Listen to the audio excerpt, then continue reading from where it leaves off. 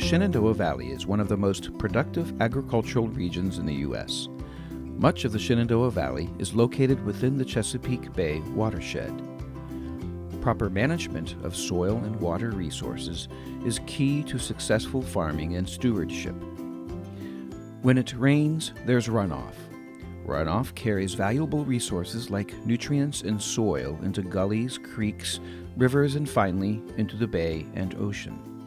Farmers, conscious of building, not losing their soil, and preventing nutrient runoff and erosion, are putting into practice management and conservation strategies that protect our waterways and produce healthy crops. Producers like Buff Showalter of Fox Run Farm. The river you're looking at here is Lower Dry River, which fronts on our farm, Fox Run Farm, for approximately 3/4 of a mile. I've lived here all my life. I've fished in the river, I swam in the river as a kid, hunted here, played here, and so this river has been a very important part of my life over the years. Unfortunately, 15, 20 years ago, the river became very polluted from ag runoff, and some of the things that we've done on the farm have been specifically to address water quality in the river here.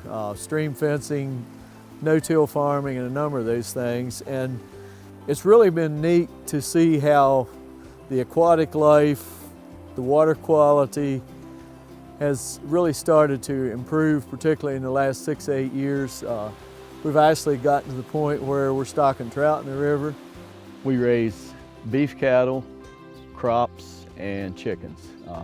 We background about 350 to 400 beef cattle here. Okay, what you see over here is an example of rotational grazing. You can see the different paddocks that are laid out with electric fence.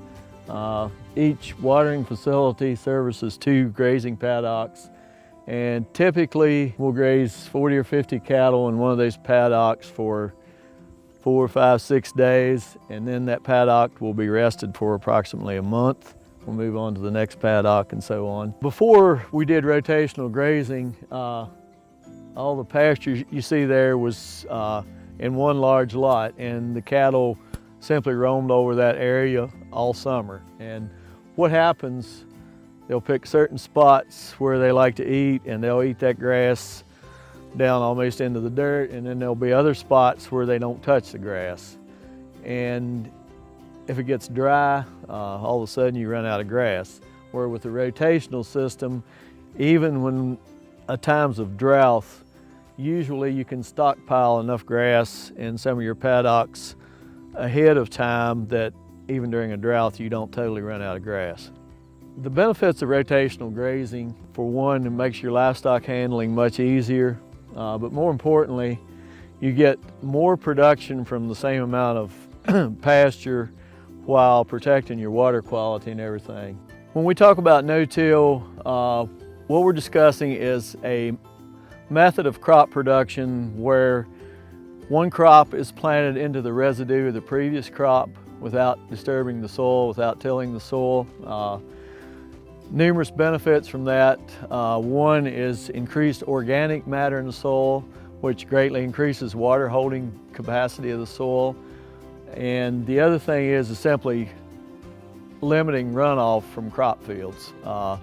Obviously, being in the Chesapeake Bay watershed or whatever other watersheds you might be in, increasingly this has become an issue with water quality.